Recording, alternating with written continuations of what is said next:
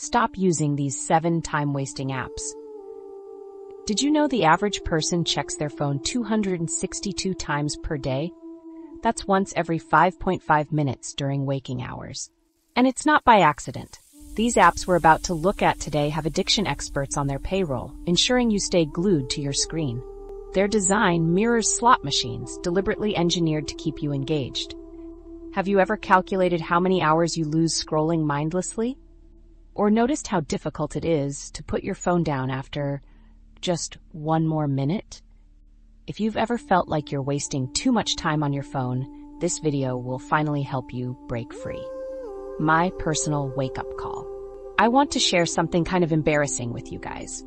Last year, I was looking through my screen time report, and I literally gasped when I saw the number. Over 1,200 hours on my phone. That's 50 full days consumed by my device. Time I could have used to learn languages or improve my fitness. Instead, I was just scrolling. I remember exactly when it hit me that my phone was controlling me, not the other way around. It was a Tuesday night, and I had this big project due the next morning. I told myself I'd just check Instagram for 5 minutes before starting work. You know how that goes, right? 5 minutes turned into an hour. Then I switched to TikTok for just a few videos. Suddenly, it was 1 a.m., my fingers cramping from the endless swiping, my eyes burning from the screen glare, and my project remained untouched. I felt like a puppet with invisible strings pulling me deeper into my screen. The next day was brutal. I was exhausted, my work was rushed, and my boss definitely noticed. That's when I realized something had to change. My productivity had plummeted. Books collected dust on my nightstand. Sleep quality deteriorated as I stayed up until 2 a.m. with blue light flooding my retinas. My focus had shrunk to smartphone-sized intervals, so I downloaded a tracking app that shows exactly where all your time goes. The results were alarming. Social media consumed massive chunks of my day in deceptively small increments. 10 minutes here, 15 minutes there, adding up to almost 4 hours daily. I kept telling myself ridiculous lies. I'm just taking a quick break. I'll just answer this one notification. I need to stay informed. I had crafted a complete arsenal of excuses to justify why I was checking my phone for the 20th time that hour. These quick breaks accumulated to hours each day, and I barely enjoyed them. This pattern puzzled me. I've always maintained discipline in other areas: regular exercise, healthy eating, reasonable self-control. So why couldn't I put my phone down? That launched me into full research mode. I devoured books, articles, and scientific papers about phone addiction. I discovered this wasn't just poor willpower. Powerful psychology drives our digital dependencies. Tech companies employ teams dedicated solely to making their apps as addictive as possible. Most apps deliberately trigger dopamine releases in your brain, the same chemical involved in gambling addiction and substance abuse. Former Silicon Valley executives have even admitted they restrict their own children from using products they helped create. This wasn't just a bad habit. It was a symptom of design engineered to steal my time. Today, I'm breaking down the 7 biggest time-wasting apps and exactly how they're designed to keep you hooked. Understanding the psychological tricks they employ helps you defend against them. Have you noticed how you check your phone within minutes of waking up? I used to do this automatically. Before fully opening my eyes, I'd be scrolling through notifications. This happens because during sleep, your dopamine levels naturally drop. Upon waking, your brain craves that chemical hit, reaching for the fastest source, your phone.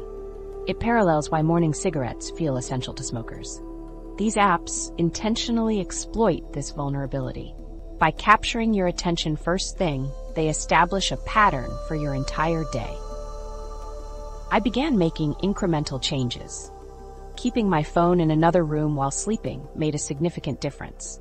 Purchasing an actual alarm clock eliminated the morning phone check. Creating phone-free zones in my house, like the dining table and bedroom, helped break the constant usage cycle. The true breakthrough came from deleting the worst offending apps completely. I started with Instagram. Those first few days felt strange. I'd unconsciously pick up my phone, tap where the app used to be, then put it back down. My thumb seemed to have developed its own muscle memory. After about a week, remarkable changes emerged. I felt calmer. My attention span gradually expanded. I could read for extended periods without phone distractions. My sleep improved without pre-bedtime screen exposure. And suddenly, my days felt longer in the most positive way. I'm not suggesting you delete everything immediately, but understanding how these apps manipulate your brain is crucial. Companies have invested billions researching how to capture and maintain your attention, studying human psychology to create addictive products. Most people don't realize their dependency level. Those red notification dots, the variable rewards of pull to refresh features, and personalized feeds designed to extend scrolling time are deliberate choices to keep you engaged.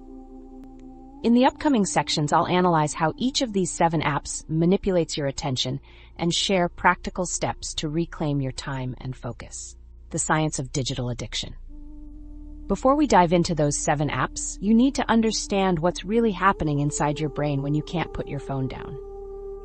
Tech companies aren't just building products. They're engineering dependency, using the same psychological triggers that make gambling so addictive. Your willpower doesn't stand a chance against these techniques if you don't know what's happening. So let's talk about what's actually going on in your brain when you use these apps. You know that feeling when you're bored with scrolling, but you just can't stop. That's not a character flaw or lack of discipline. It's brain chemistry. Here's what happens. Every time you check your phone and see something interesting, a like, a comment, a funny video, your brain releases dopamine. That's the feel-good neurotransmitter associated with pleasure and reward. The crucial insight is that dopamine is released when you anticipate the reward, not when you receive it. That's why pulling down to refresh or scrolling to see what comes next is so compelling. Your brain stays in that anticipation state, wondering, will the next thing be amazing?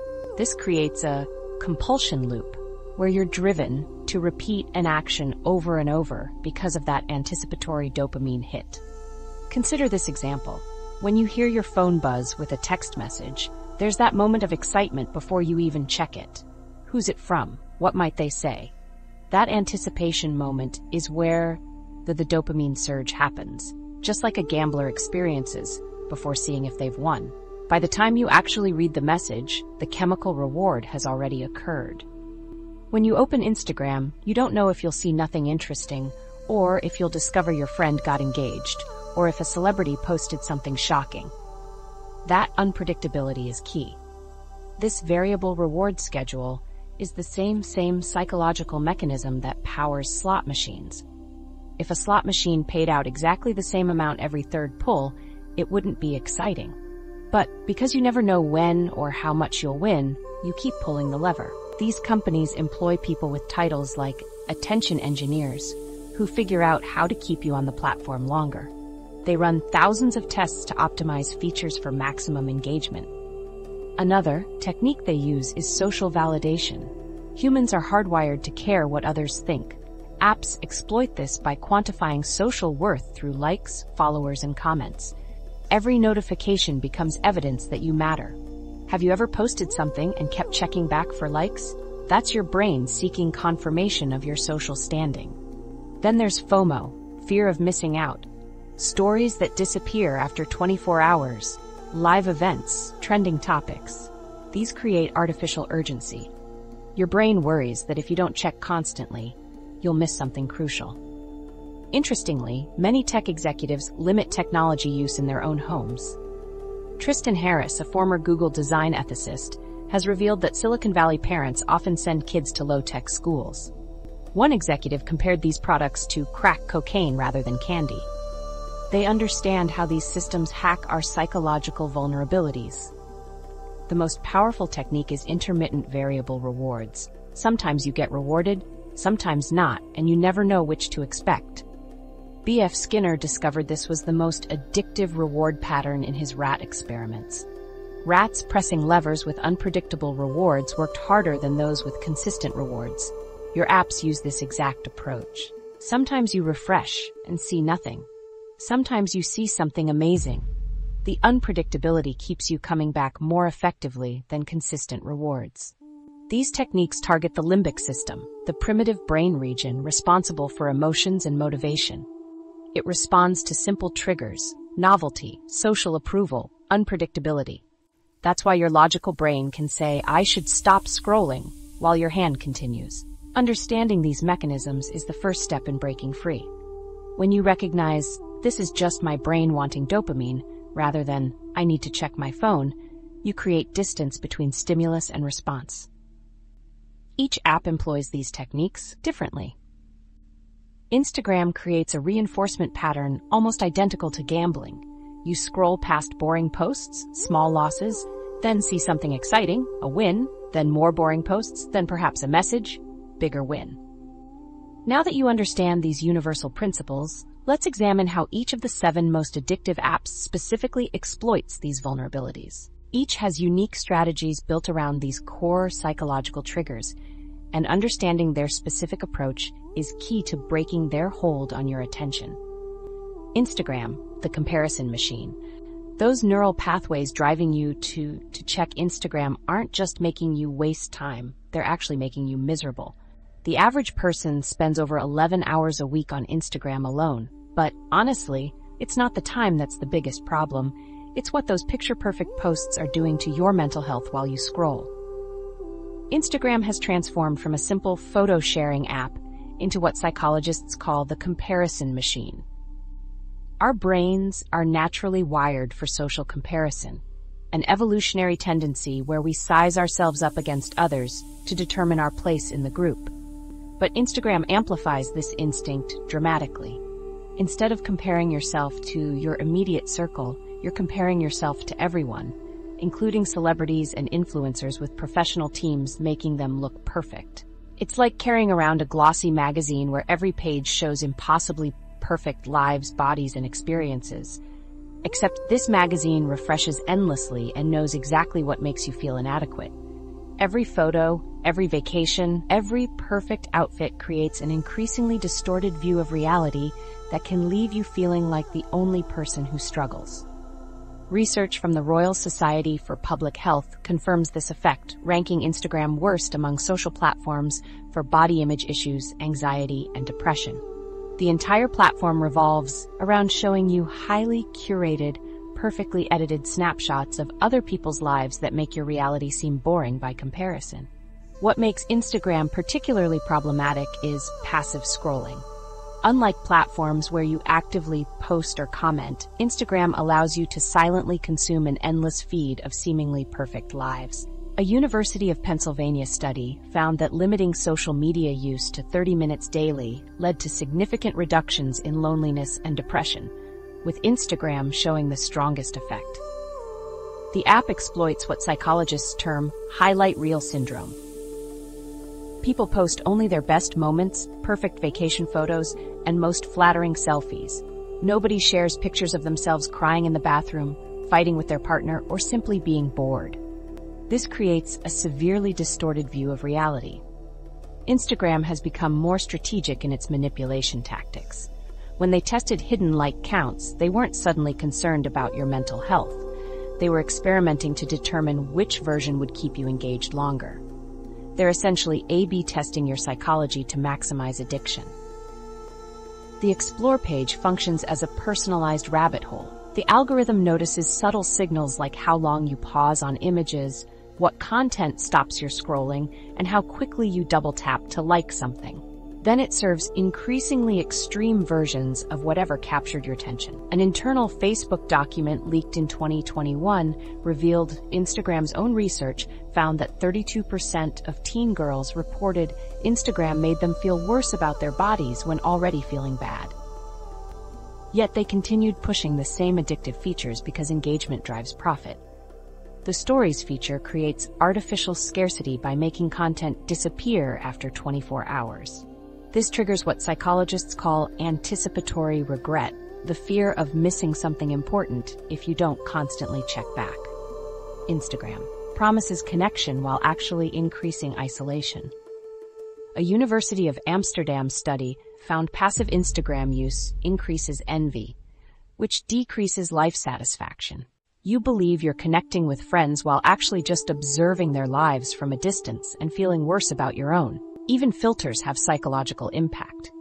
Plastic surgeons report Snapchat dysmorphia, where patients bring filtered selfies as references for surgical results. The gap between digital and real selves widens, creating distress.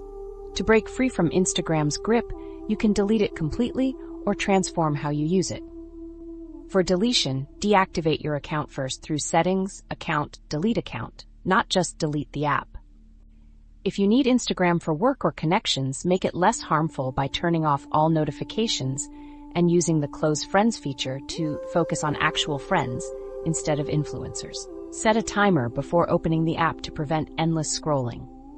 Use Instagram's tools against it by checking your daily usage in account settings and setting limits. When you hit that limit, respect the notification. The mute feature lets you filter content without unfollowing people. If certain accounts make you feel bad, but you don't want to unfollow them, simply mute their posts and stories without their knowledge. For dedicated users, try the posting only method. Set specific times to post content or check messages without scrolling. This maintains your presence without triggering comparison. Consider what need Instagram fulfills for you. If it's creative inspiration, try Pinterest. If it's keeping up with friends, text them directly. If it's boredom, find alternatives.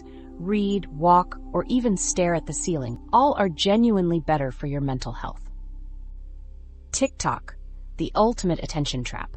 While Instagram manipulates your self-image, TikTok is playing an entirely different game with something even more valuable: your attention itself. Ever notice how you pick up your phone for a quick TikTok break and suddenly it's 2 hours later? That's not a coincidence or lack of willpower. It's by design. TikTok's algorithm stands at an unprecedented level compared to anything that's come before it.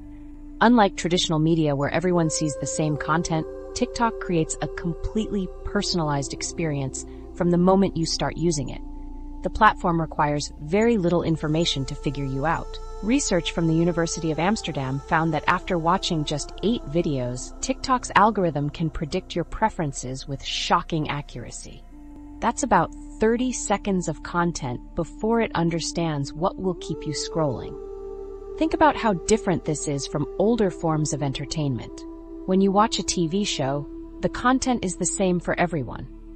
But on TikTok, 2 people can open the app at the exact same time and see completely different content. Your feed is uniquely tailored to your specific psychological triggers. No 2 people have the same TikTok experience.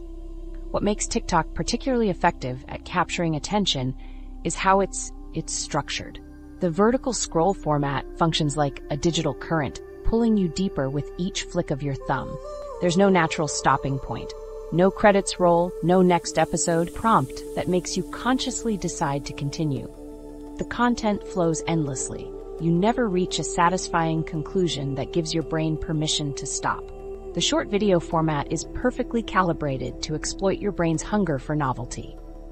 Our brains evolved to pay attention to new things in our environment.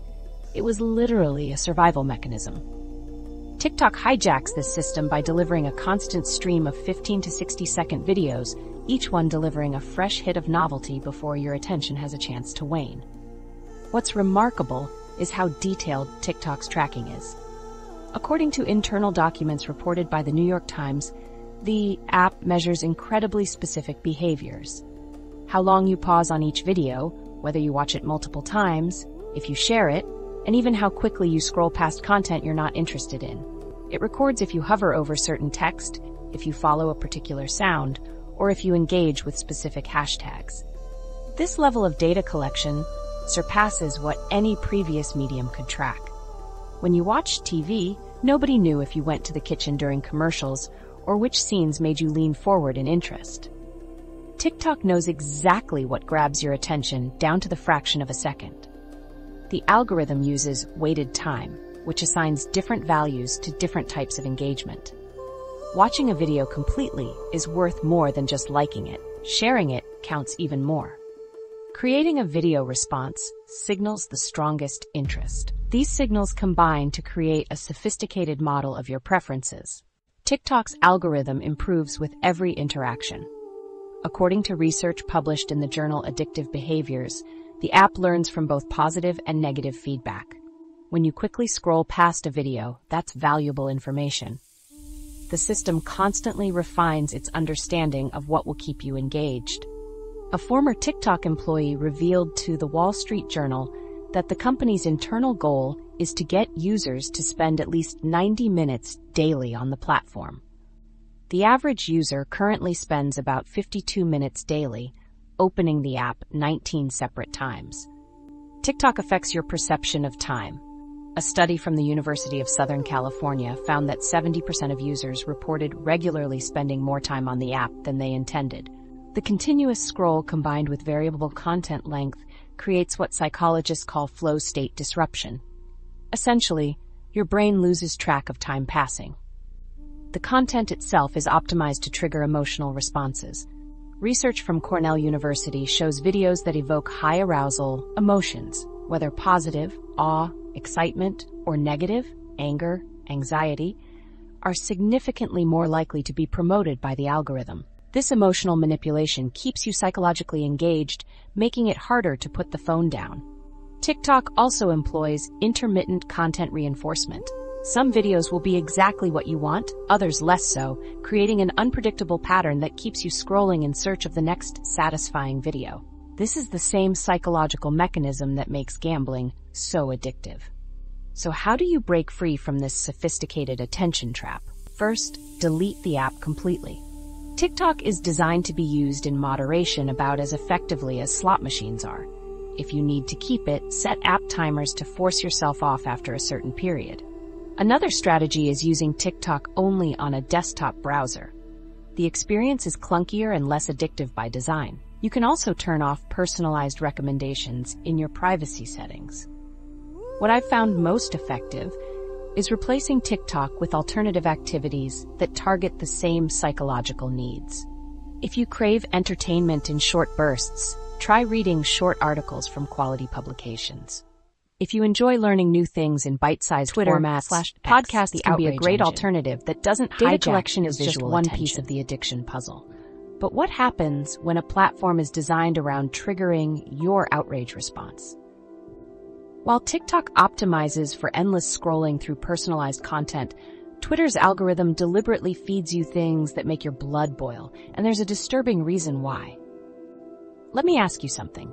Have you ever opened Twitter feeling perfectly fine, then 20 minutes later found yourself angry about something you didn't even know about before logging in? That's not an accident. Twitter, or X as it's now called, might have started as a simple platform for sharing short thoughts, but it's evolved into what researchers call an outrage machine. Why does Twitter want you angry? Simple. Anger is the emotion that spreads fastest online. A study from NYU found that each moral emotional word in a tweet increases its spread rate by about 20%, with negative emotions creating the strongest effect. Twitter's internal research, leaked in 2021, confirmed this by showing their algorithm gives a 4.6 times boost to content that triggers outrage compared to neutral content. They optimize for anger because anger equals engagement, and engagement equals profit. The character limit forces complex issues into oversimplified takes. With only 280 characters, nuance becomes the first casualty. You can't explain climate change, healthcare reform, or international conflicts in a tweet, but you can express outrage about them in attention-grabbing ways. This design creates what researchers call moral grandstanding. People competing to show who's more outraged about an issue. You see this all the time. Someone posts something controversial, then others rush to show how much more outraged they are, creating a spiral of increasingly extreme positions. The quote tweet feature might be the most insidious design element on the platform. Unlike a regular retweet, which simply shares content, quote tweets invite commentary, often critical. Research from the University of Cambridge found that 25% of quote tweets contain negative sentiment directed at the original poster, compared to just 2% of regular replies. It's essentially a built-in dunking mechanism. Twitter makes breaking news feel urgent even when it isn't. A study from the Reuters Institute found that 48% of Twitter users check the platform multiple times daily for news updates, creating what psychologists call anticipatory anxiety, the feeling that something important might happen that you'll miss if you don't keep checking. The mental health impact is measurable. Research published in the Journal of Psychiatric Research found that heavy Twitter users scored 1.8 times higher on measures of anxiety than non-users, and reported sleep disturbances at twice the rate. Constant exposure to outrage-inducing content keeps your brain in a low-level fight or flight response, flooding your system with cortisol and adrenaline. Dr. Ciaran McMahon, a cyberpsychology researcher, explained it as moral outrage fatigue, a state where users become emotionally exhausted, yet paradoxically more dependent on the platform for emotional stimulation. You become tired and wired simultaneously, exhausted by the constant negativity but unable to look away. Twitter has trained us to crave validation through likes, retweets, and followers. Each notification triggers a dopamine hit, creating what neuroscientists call a reinforcement schedule. A Harvard study showed that receiving social media notifications activates the same reward pathways as food and money. Your brain treats Twitter validation like a basic need. Even Twitter's former VP of engineering, Alex Roeder, admitted, "We built mechanisms to increase engagement without fully understanding the behavioral implications." When the people who built the platform express concerns, we should listen. These combined effects, outrage algorithms, dopamine-driven engagement, and anxiety-producing information cycles, create a powerful psychological trap. But there are effective ways to break free. If you're ready to step away from Twitter, here's how to do it without losing the benefits. First, don't go cold turkey if you rely on Twitter for news or professional connections. Instead, delete the app from your phone while keeping desktop access. This simple change reduced average daily usage by 58% in a University of Pennsylvania study. Second, use a third-party client like TweetDeck that lets you filter out retweets, quote tweets, and replies, the 3 content types most likely to contain outrage-inducing material. Third, create a read-only period for 14 days where you check Twitter but don't post, retweet, or like anything. This breaks the dopamine loop of seeking validation while still letting you get information. If you're not ready to leave completely, aggressively curate your feed. Unfollow accounts that regularly share outrage-inducing content, even if you agree with their politics. Use Twitter's muted words feature to filter out triggering terms. Adding just 15 strategic keywords can transform your feed completely. Time boxing is also effective. Set a specific 10-minute window twice daily to check Twitter, using an actual timer. This technique showed a 64% reduction in overall usage in a Stanford digital well-being study. For those who need Twitter professionally, consider creating separate accounts, one for professional content only and another for personal interests. Use different browsers or apps for each to prevent mindless switching between them. Slack and work apps, the focus fragmenters. After dealing with Twitter's outrage machine, you might think your work apps are at least on your side. But what if they're actually more disruptive to your brain? That innocent-looking notification from your boss could be costing you nearly half an hour of focused work. And honestly, most of us have no idea how bad it really is. Remember when email was supposed to make work communication faster and more efficient? Well, Slack and Microsoft Teams were marketed the same way. Tools to streamline collaboration and boost productivity. But they've created a constant state of partial attention that makes deep, focused work nearly impossible. Research from the University of California reveals something alarming. After an interruption from a notification, it takes an average of 23 minutes and 15 seconds to regain your previous concentration level, even for the tiniest Slack ping that you glance at momentarily. Your brain can't instantly snap back to that complex problem you were solving. You know when you're right in the middle of figuring something out, and that notification sound interrupts you? Even if you ignore it, part of your brain wonders what it might be. This is attention residue, like a coffee spill that continues spreading across your mental desktop, making everything sticky and distracting. Your thoughts keep drifting back to that notification while you're trying to focus elsewhere. The math is concerning.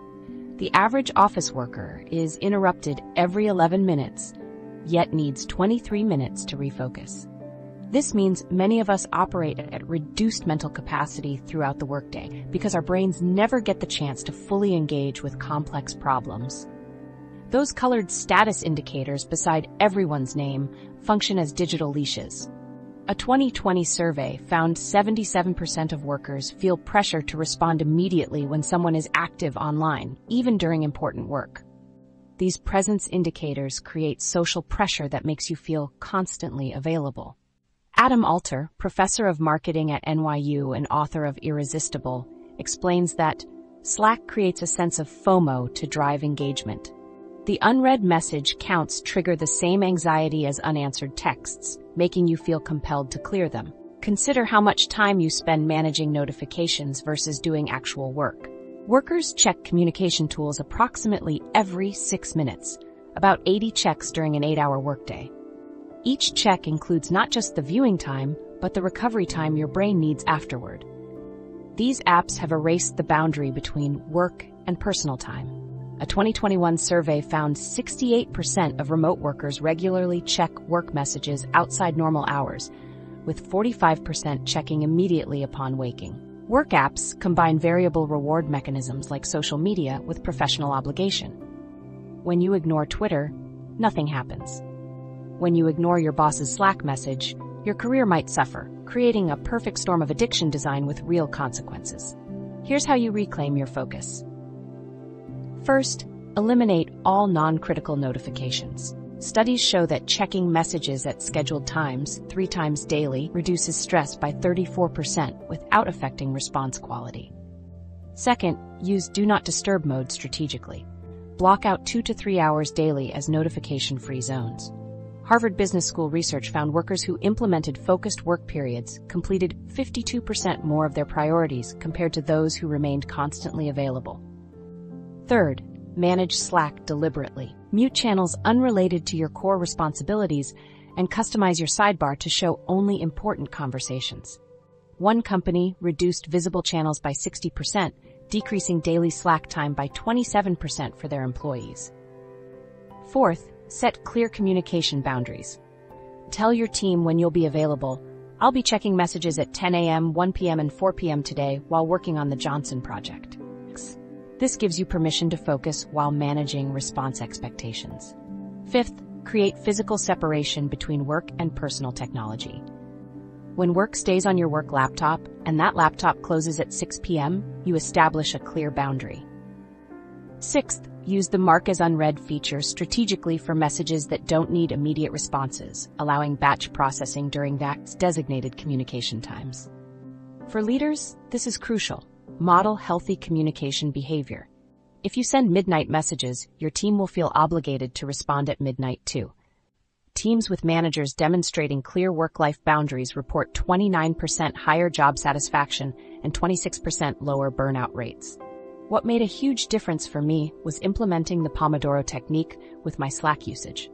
I work intensely for 25 minutes with notifications off, then take a 5-minute break to check messages. This structure reduced my daily Slack time by almost 40% while improving my response quality. By implementing these specific strategies, you transform from being constantly reactive to strategically responsive, allowing your brain the space it needs for deep, focused work again. News apps, the anxiety amplifiers. The Pomodoro technique might help you manage Slack, but what about that morning ritual of checking the news just to stay updated? This seemingly innocent habit might actually be the biggest drain on your mental energy without you even realizing it. News apps have perfected the art of keeping you engaged through a sophisticated understanding of your psychology, particularly your brain's negativity bias, which makes you 7 times more likely to click on bad news than good. And trust me, this isn't an accident. Remember when news used to be something you consumed at specific times? You'd watch the evening broadcast or read the morning paper, and then you'd be done until the next scheduled update. Those natural boundaries have completely disappeared with news apps. Now they're designed to be consumed endlessly, creating an always-on cycle of information that never lets you feel completely informed. These apps have transformed from being simple information sources into sophisticated anxiety-generating machines. The design teams behind these apps are obsessed with metrics like time on page, session length, and return rate. Their focus lies in keeping you engaged rather than well-informed. Let me share what happened to a colleague of mine. She started her day by checking a news alert about economic downturn predictions. What should have been a quick 2-minute check turned into 40 minutes of anxiety-inducing reading. By the time she arrived at her first meeting, she was distracted, pessimistic, and struggling to focus. A research study from the University of Michigan confirms this experience. Consuming negative news first thing in the morning affects cognitive functioning for the entire day. Just 3 minutes of negative news increases the likelihood of reporting your day as unhappy 6 to 8 hours later by 27%. The alert system triggers compulsive checking. A study from Nottingham Trent University found that the average person checks their phone 85 times per day, with news alerts responsible for many of those checks. Each alert creates an artificial sense of urgency for information that rarely requires immediate attention. News apps deliberately exploit your brain's negativity bias. According to University of Cambridge research, headlines with negative words get clicked approximately 63% more often than positive ones. That's why you see disaster looms instead of situation improving, even when describing the same event. Researchers at McGill University found that participants who consumed only negative news for 1 week reported significantly higher levels of anxiety and sadness compared to a control group. The infinite scroll feature keeps you consuming beyond what you intended. Unlike a newspaper with a clear beginning and end, news apps never reach a natural stopping point. This creates what psychologists call a completion deficit. You never feel like you've finished staying informed, so you keep scrolling. I'd open a news app just to check the headlines and find myself 30 minutes later reading about a celebrity scandal completely unrelated to my original purpose. The recommendation: algorithms pull you deeper into engaging content rather than informative content. Harvard researchers found that frequent news checking creates attention residue. Thoughts about news stories linger and make it harder to focus on other tasks. This fragmentation of attention can reduce productivity by up to 40%. You're not only losing time directly spent on the app, but also effectiveness in everything else you do afterward. The neuropsychological impact is clear. News apps create anxiety, fragment attention, exploit negativity bias, and leave you feeling perpetually uninformed despite consuming more information than ever before. So what practical solutions can help? First, try deleting news apps completely from your phone. Replace them with a website bookmark that you check at designated times. When you must intentionally navigate to the news rather than just tap an icon, you're less likely to check it compulsively. If deletion feels too drastic, disable notifications for news apps. Research from Duke University found that participants who disabled news notifications reported a 47% decrease in overall consumption without feeling less informed about important events. Another effective strategy is scheduling specific times for news consumption. I check news twice daily, once after completing my most important morning task and once before dinner. This scheduled approach gives you control rather than letting apps control you. Limiting news to 15 to 30 minutes total per day is typically enough to stay informed about what truly matters. Consider subscribing to weekly news magazines or daily email digests that summarize important stories. These curated sources often filter out sensationalism and focus on significant content. Remember that genuinely important news will find you through multiple channels. Your friends, family, or colleagues will mention it. You don't need constant vigilance to stay informed about what truly matters. Some people benefit from news fasting, taking complete breaks from news consumption. A study in the Journal of Behavioral Medicine found that participants who took a 1-week break reported significantly lower anxiety and higher well-being, with effects persisting even after resuming consumption. Streaming and entertainment apps, the time vortex. While news apps might drain your mental energy, streaming services literally steal hours of your life using psychological tactics you probably never noticed. What if I told you that something as simple as the countdown between episodes was specifically engineered by behavioral psychologists to override your natural decision-making process? Let's be honest. We've all been there. You tell yourself you're just going to watch one episode of that new show everyone's talking about. Next thing you know, it's 2 a.m., you've watched half a season, and you're wondering where your evening went. This isn't a willpower issue. These platforms are designed to trap you in a viewing loop, functioning like a temporal vortex that gradually pulls you deeper with each passing minute. Unlike news apps that play on your fear of missing important information, streaming services exploit a different psychological vulnerability: your brain's natural tendency to follow the path of least resistance. Netflix, Hulu, Disney+, and others engineer an experience that makes continuing easier than stopping. The autoplay feature is the gravitational center of this vortex. Remember when shows actually ended? You'd watch the credits, reflect on what you just saw, and then decide if you wanted another episode. Now, you have mere seconds before the next episode automatically begins. The default option flips the decision-making process. You must actively decide to stop rather than continue. Those countdown timers create what psychologists call commitment momentum. The 5 to 10 second window is carefully calibrated, long enough to grab your phone or take a drink, but too short to break the hypnotic spell and make a rational decision about continuing. Like quicksand, the more passive you remain, the deeper you sink. Streaming platforms collect and leverage viewing data with remarkable sophistication. They monitor exactly when you're likely to stop watching and design features to overcome those exit points. If data shows most people pause after episode 3, that's precisely when they'll place a major cliffhanger. Recommendation engines might be their most powerful tool. They strategically suggest content based on how likely it will keep you watching longer. A 2021 internal document from a major streaming service revealed that watch time is valued 3 times higher than user satisfaction in their algorithms. They prioritize keeping you watching over showing you content you'll truly enjoy. Industry insiders call this approach attention capture design, removing friction that might let you escape the viewing loop. The interfaces maximize cognitive ease with dark backgrounds, seamless transitions, and minimized credits, creating an environment where time seems to dissolve around you. Binge watching triggers the same compulsive patterns seen in other behavioral addictions.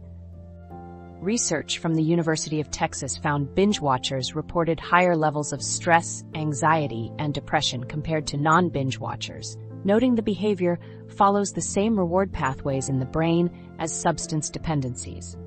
What's particularly effective is how streaming services have normalized this behavior, essentially rebranding addiction as entertainment.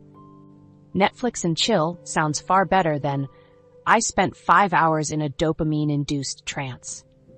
While most of us won't completely abandon streaming services, you can transform your experience with specific changes. Disabling autoplay in account settings forces an active choice after each episode. Stanford's Digital Wellness Lab research shows this simple change. With autoplay, longer viewing sessions, lower content enjoyment. Without autoplay, 29% shorter viewing sessions, higher reported enjoyment. Create curated watch lists when you're not actively watching, instead of relying on personalized recommendations. This approach lets you decide what to watch before entering a suggestible state, similar to making a grocery list before shopping hungry. The episode quota technique involves deciding exactly how many episodes you'll watch before starting. Write it down somewhere visible and set an alarm for when to stop. This creates an implementation intention, a specific plan more effective than vague goals. Using a dedicated device for streaming creates helpful friction. Watching only on your TV instead of portable devices helps establish clear boundaries around viewing time. If limiting viewing time remains difficult, try the viewing partner approach. Make an agreement with someone to text each other when you're done watching for the night. This accountability provides extra motivation. For tech enthusiasts, a smart plug with a timer can cut power to your TV or streaming device at a specific time, providing a non-negotiable endpoint to your viewing session. Remember that streaming services provide access to amazing content that can be educational, inspiring, and entertaining. The issue isn't the content itself, but the delivery system designed to maximize consumption, regardless of your well-being. While streaming services keep you on the couch, mobile games follow you everywhere, stealing moments throughout your day. That innocent-looking game on your phone is a sophisticated psychological cage designed to keep you trapped, in endless loops of artificial achievement and reward. And unlike streaming services, these games are engineered to hook you, whether you're waiting for coffee, sitting on the bus, or even in the bathroom. Remember when mobile games were just simple time killers? Snake on your Nokia or Solitaire on your flip phone? Those days are long gone. Today's mobile games employ teams of psychologists and behavioral scientists whose sole job is to keep you playing and paying as long as possible. And they've gotten frighteningly good at it. Let me tell you about Melissa, one of my viewers who reached out after implementing my digital detox plan. She was spending nearly 3 hours daily on match 3 puzzle games. You know, the ones with colorful candies or gems you line up.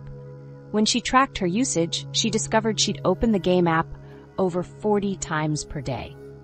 I couldn't even stand in line at the grocery store without pulling it out, she told me. The worst part was realizing I wasn't even enjoying it anymore. It felt more like a job I couldn't quit. After just 2 weeks of reducing her game time, Melissa described feeling like someone took weights off my shoulders. I started reading books again and actually looked up at the world around me. I hadn't realized how much mental space these games were occupying. These games are designed to feel like obligations rather than entertainment. Mobile game developers use core loops, short, satisfying sequences of actions that trigger dopamine releases. Complete a level, get a reward, feel good, repeat. These loops keep you in a constant state of almost satisfaction, giving you just enough reward to continue, but never enough to feel fulfilled. The daily reward system operates like a hamster wheel of commitment. Games offer increasing rewards for consecutive daily logins. Miss a day, and your streak resets. This creates loss aversion, where the fear of losing your streak becomes more powerful than the enjoyment of playing. That's why you might open a game you don't even want to play just to check in. You're avoiding the pain of breaking your streak. Time-gated activities transform your relationship with time itself. Games make you wait hours for buildings to complete or energy bars to refill, unless you pay to speed things up. This structural conditioning forces players to build their real lives around the game's schedule. Soon you're setting alarms to collect resources, essentially turning your real life into support for your virtual one. These games target moments when your willpower is weakest. Purchase prompts appear when players are most emotionally invested, like when you've nearly completed a difficult level but run out of moves. They offer a special deal to continue, knowing your decision-making is compromised by frustration and the time already invested. The progression systems are deliberately endless. Unlike traditional video games with clear endings, mobile games use infinite leveling systems and constant updates to ensure you never reach a natural stopping point. This open-loop design creates persistent cognitive tension.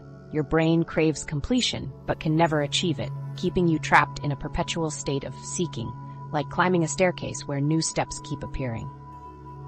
Even the sounds and visual effects are carefully engineered.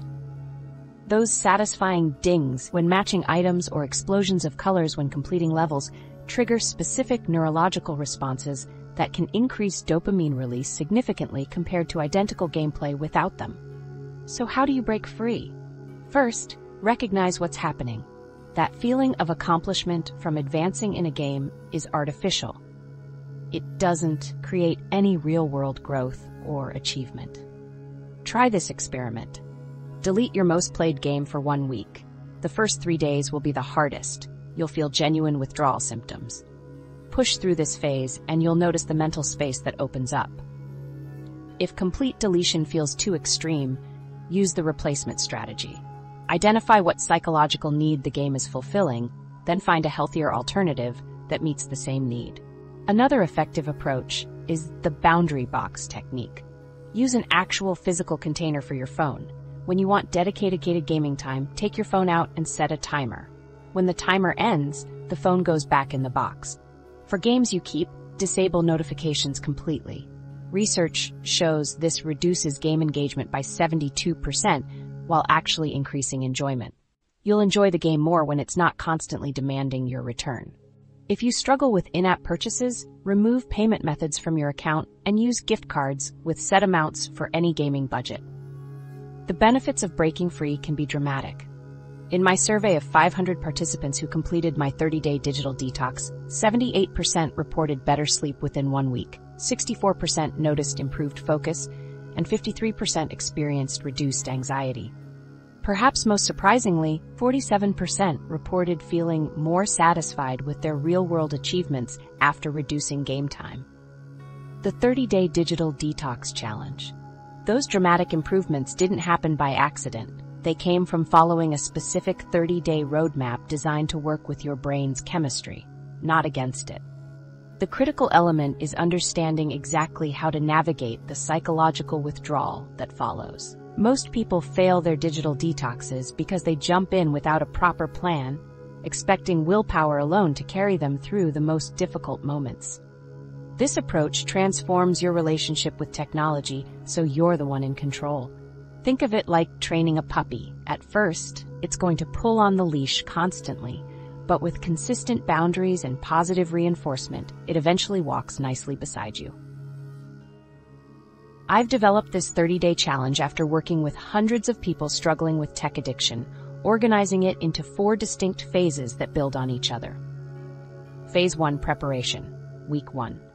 Download a screen time tracking app that shows detailed breakdowns of usage patterns. Observe your habits for 3 days without changing anything to establish baseline data. Set specific, measurable goals, e.g., reduce screen time from 5 to 3 hours daily. Identify at least 10 non-screen activities you genuinely enjoy as replacements. By the end of this week, you'll have clear data about your habits and a concrete plan for change, which dramatically increases your chances of success compared to jumping in blindly. Phase 2: Implementation. Week 2.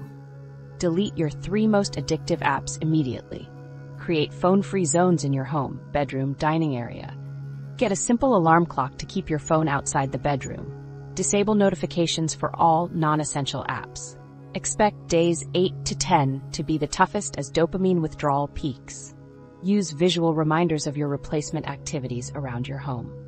Success in this phase means surviving the initial withdrawal and establishing clear boundaries between you and your devices. You'll likely notice improved sleep and reduced anxiety already. Phase 3: Addressing challenges. Week 3. Develop communication strategies for explaining your digital break to friends and family. Identify your personal trigger situations and create specific alternative responses. Maintain momentum by habit stacking. Attach new habits to existing routines. Example: replace checking news with reading 10 pages during morning coffee. By week's end, you'll handle social pressure more effectively and recognize your triggers before they lead to mindless scrolling. Your new habits will start feeling more natural than your old ones. Phase 4: Controlled reintegration. Week 4. Evaluate which apps truly add value to your life versus digital distractions. Create a technology use plan with specific times for engagement. Implement regular awareness check-ins to prevent slipping back into old patterns. Track improvements in sleep, focus, mood, and productivity. Your success here means technology now enhances your life rather than controlling it. You'll use apps intentionally, with clear boundaries, and feel genuinely in control. What makes this approach different is its systematic nature, rather than relying on willpower alone. Most people think they just need more discipline, but you need proper systems and alternatives in place. The most critical period is the first 48 hours after deleting addictive apps. This is when your brain's reward system demands its regular dopamine hits. You might feel irritable, anxious, or even depressed. Your hands might feel restless without your phone. You'll invent reasons why you need certain apps. This withdrawal period is temporary but intense. Having support systems dramatically increases your chances of success.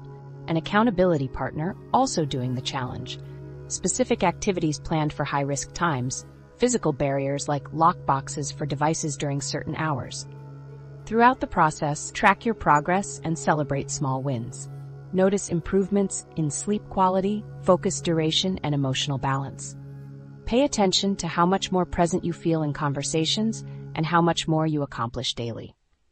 The goal isn't becoming a digital hermit. Technology remains part of modern life. What changes is your relationship with it.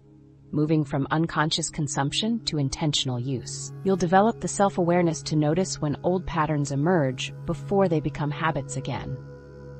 This structured approach addresses both the psychological and practical aspects of digital detoxing.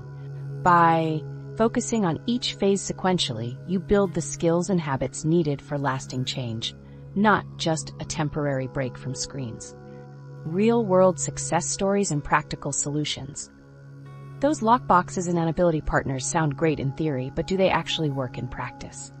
I want to introduce you to Jamie, who managed to break free from 6 hours of daily social media despite working as a digital marketer, a job that literally required her to be on these platforms.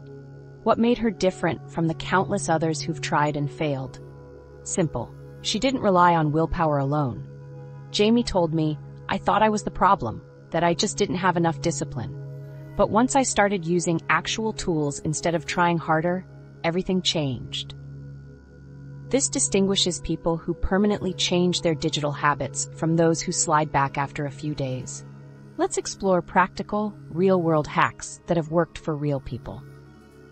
First are physical barriers, tools creating actual distance between you and devices. Jamie used a kitchen safe with a timed lock for her phone during focused work periods and family dinners. Physical locks can't be hacked or negotiated with. Similarly effective is charging your phone overnight in another room while using an old-school alarm clock, eliminating that tempting morning scroll before leaving bed. Mark conquered his news addiction by designating his brother as a news buddy, who would text him if anything truly major happened. This accountability partnership allowed him to delete anxiety-producing news apps completely. After 2 weeks, his stress levels dropped so dramatically that his persistent headaches disappeared. For those concerned about missing important communications, most smartphones let you set VIP bypass settings. Certain contacts can ring through even when your phone is on Do Not Disturb, ensuring kids' schools or partners can reach you in emergencies while blocking other notifications. Sarah, who manages social media professionally, created boundaries by using web versions on her computer during strict work hours only, with a browser extension blocking the sites after 5 p.m. For posting content, she uses scheduling tools like Buffer that don't require active platform presence. These boundaries cut her social media time by 70% while improving her work performance. The 2-minute reset technique breaks automatic habit loops. When the urge to check your phone strikes, set a timer for 2 minutes. Close your eyes, breathe deeply, and ask, what am I actually seeking right now? Information, connection, distraction? This pause enables conscious choice rather than reflexive reaction. Having specific replacement activities ready is crucial.